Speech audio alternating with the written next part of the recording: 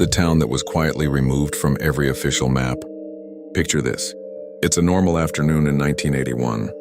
A 12-year-old boy named Todd Domboski is playing in his grandmother's backyard in a small Pennsylvania town. He's just walking across the grass when suddenly the ground disappears beneath him. He's falling, 4 feet wide, 150 feet deep. A smoking pit opening up like the earth itself is trying to swallow him whole. He can feel the heat. He can smell the sulfur. Poison gas is pouring out of this hole. His cousin hears the scream, runs over, and grabs his arm, pulling him out with seconds to spare. If he'd fallen just a little further, the carbon monoxide would have killed him before anyone could reach him. When investigators arrive, they lower instruments into that hole. What they discover is terrifying.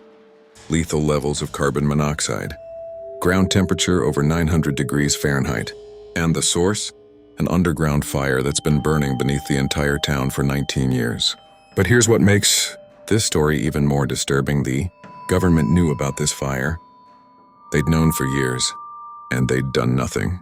Within months of this incident, officials make a decision that sounds impossible. Evacuate the entire town. Buy out every resident, demolish over 1,000 homes, and then erase the town from every official map. Make it disappear like it never existed. This isn't fiction. This isn't a creepypasta. This is the true story of Centralia, Pennsylvania, the town that was quietly removed from the world. And that fire, it's still burning right now. As you watch this video, let me tell you how an entire American town vanished. The perfect town. To understand how Centralia disappeared, you need to understand what it was before the fire. Centralia wasn't some rundown ghost town waiting to die. In the 1960s, it was a real community. About 100 people called it home. There were churches, 5 of them. There were local businesses, a school, fire department, and town hall. The town sat in the anthracite coal region of Pennsylvania, some of the richest coal deposits in America. For over a century, coal mining was the heartbeat of Centralia. Generations of families worked in those mines. Fathers passed down mining jobs to their sons. The mines made the town possible. They also made the town vulnerable. By the 1960s, most of the mines had closed. The tunnels beneath Centralia formed a massive, underground labyrinth. Miles and miles of abandoned passages, some barely mapped, filled with exposed coal seams. And that's where our story really begins. It's May 1962. Memorial Day weekend is approaching. The town council has a problem. There's an old garbage dump on the edge of town that's become an eyesore. Rats smell overflow, the works. Someone comes up with a solution that seems simple. Burn the trash. It was common practice back then. Controlled burns to reduce garbage. Towns did it all the time, but there's one critical detail that either nobody noticed or nobody cared about. This particular dump was located in an abandoned strip mine pit, a hole left over from coal extraction, and that pit was connected to the vast network of abandoned coal mines beneath the town. The fire begins. May 27, 1962. The town council approves the burn. Volunteer firefighters are standing by. They light the trash on fire, and at first everything seems fine. But underground, something catastrophic is happening. The fire spreads through the garbage down into the old mine pit. And when it reaches the exposed coal seam at the bottom, it's like lighting a fuse on a bomb made of millions of tons of coal. Coal fires are different from normal fires. Once they start burning in an underground mine, they're almost impossible to extinguish. The coal provides fuel. The maze of tunnels provides oxygen. And the earth itself acts like an insulation blanket, trapping heat. Within days, the fire is spreading through the abandoned mine network beneath Centralia. The town tries to fight it. Firefighters tie trenches. They excavate burning areas. They pump thousands of gallons of water into the mines. They try to flush the fire with crushed rock and fly ash to cut off oxygen. Nothing works. By 1963, the fire has spread to multiple mine tunnels. Steam is rising from cracks in the ground, but officials decide the fire is contained. They tell residents everything is under control. It's not under control, not even close. Over the next decade, the fire keeps spreading, slowly, quietly, like a cancer growing beneath the town. In 1969, there's another attempt to stop it. Engineers dig a massive trench, trying to isolate the burning section from the rest of the mine network. The project costs $500,000, a huge amount at the time. Fails. The fire just goes around it. By the mid-1970s, residents start noticing things. Their basements are warm. Not just warm, hot. Some people's basement walls are too hot to touch. Gardens won't grow in certain areas. Trees start dying for no apparent reason. The cemetery, St. Ignatius Cemetery, becomes strangely warm. Flowers wilt within hours of being placed on graves. One local gas station, owner named John Coddington, makes a terrifying discovery in 1979. He's checking his underground fuel tanks with a dipstick, standard procedure. When he pulls the stick out, it's hot. Really hot. He measures the temperature of the gasoline, 172 degrees Fahrenheit. Gasoline ignites at around 495 degrees. His underground tanks are sitting in earth heated by the mine fire, slowly cooking toward the flashpoint. If they'd gotten much hotter, the entire gas station could have exploded. That's when people start to panic. That's when they realize the fire isn't going away, it's getting worse. The sinkhole. For nearly 20 years, the government's response to Centralia's fire has been inadequate. Half measures, failed attempts. Lots of studies, but no real solution. Residents are complaining, but their concerns are dismissed. That the fire poses no immediate danger. Then comes Valentine's Day, 1981. Todd Domboski is 12 years old. He's at his grandmother's house on East Park Street, playing in the backyard like he's done 1,000 times before. He's walking across the lawn when he feels the ground shift beneath him. Before he can react, the earth opens up. He drops into a hole about 4 feet wide. He's falling. Time slows down in moments like this. Todd later describes seeing the walls of the sinkhole rushing past him, smoking, hot, crumbling. He grabs at the sides, trying to stop his fall. He manages to catch himself about 12 feet down, but he's still sinking. The ground is unstable. He's breathing in sulfur and smoke. His cousin Eric Wolfgang hears him yelling and runs over. Eric grabs Todd's hand and pulls with everything he's got. He drags Todd out of the hole just as more of the edge collapses. When they look down into that sinkhole, they can see steam pouring out. The hole is at least 150 feet deep. Later, measurements confirm this and filled with deadly carbon monoxide. Emergency crews arrive. They lower gas detectors into the hole. The readings are off the charts. Carbon monoxide levels high enough to kill a person in minutes.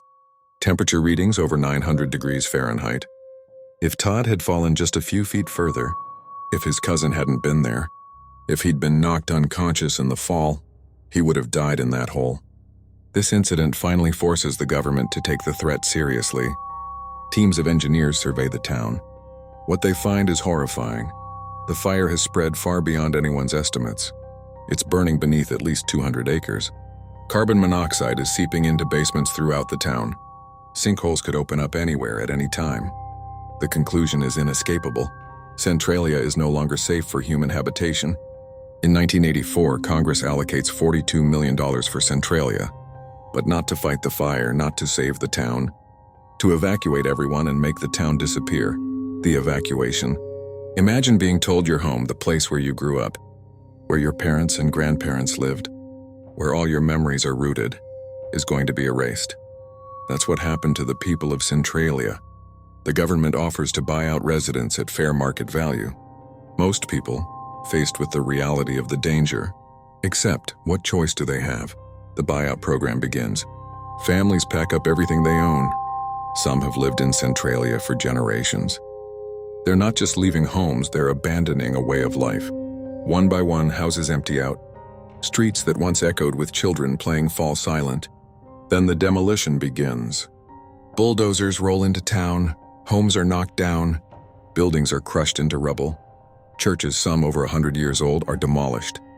The school is torn down, businesses are razed. The government doesn't just want people to leave. They want to eliminate any reason for people to return. Within a few years, entire blocks disappear. Neighborhoods are reduced to empty fields with cracked streets leading nowhere. But not everyone leaves. About 60 residents refuse the buyout. These are mostly older people who've lived in Centralia their entire lives. They don't believe the danger is as bad as officials claim. Or maybe they just can't imagine life anywhere else. They're not leaving, period. This creates a strange situation. The government owns most of the town. They've demolished most of the buildings. But there are still a few dozen people living in scattered houses surrounded by vacant lots and rubble.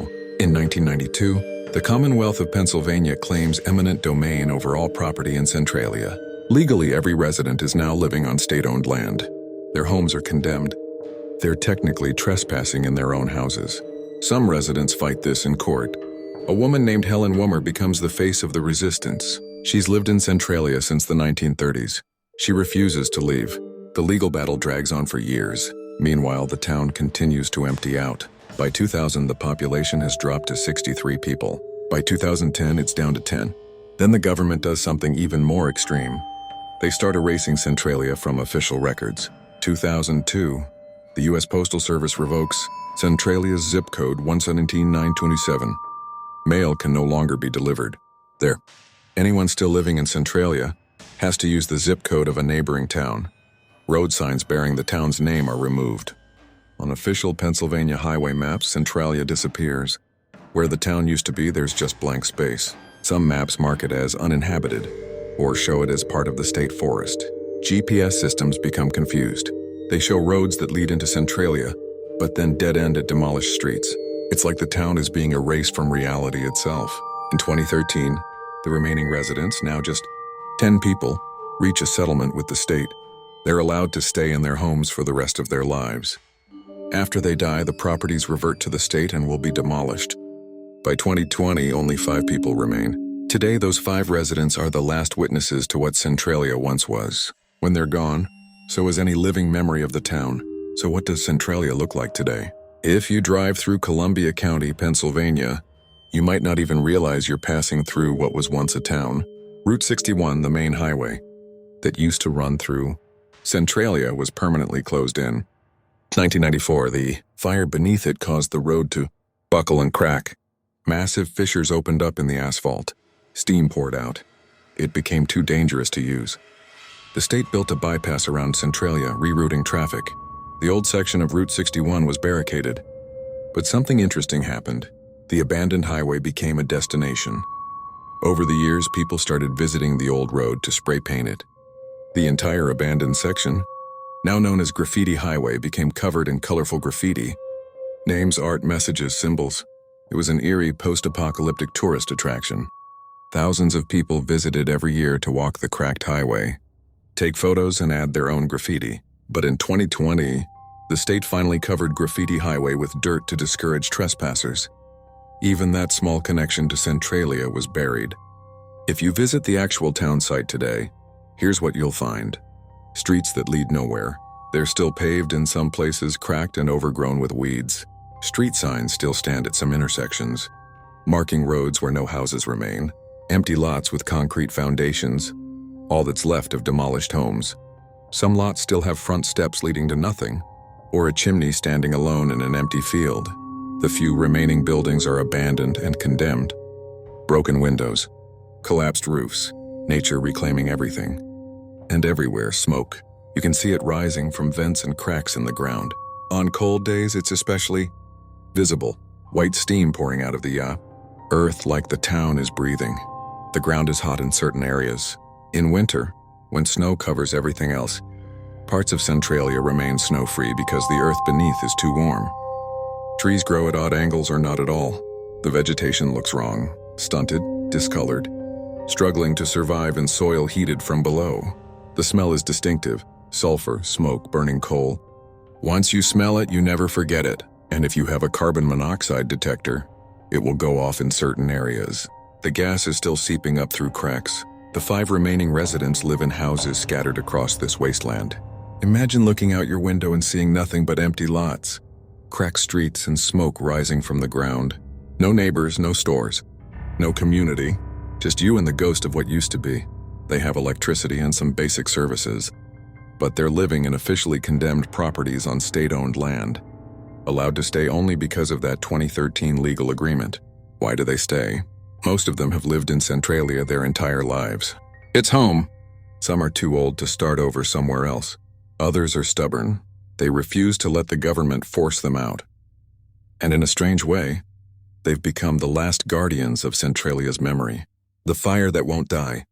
Here's the question everyone asks. Is the fire still burning?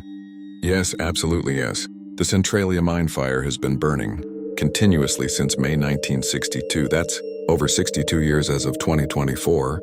Current estimates suggest the fire is burning beneath approximately 400 acres, though it's difficult to measure. precisely because it's constantly spreading through underground tunnels. And here's the truly disturbing part. Scientists believe the fire could burn for another 250 years. Some estimates suggest it might not go out until the year 2500 or beyond. There's enough coal in the underground seams beneath Centralia to feed this fire for centuries. The fire is self-sustaining. As long as there's coal and oxygen, it will keep burning. Think about that.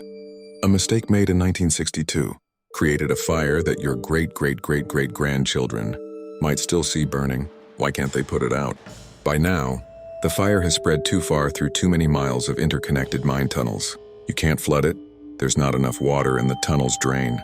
You can't dig it out. You'd have to excavate hundreds of acres, dozens of feet deep.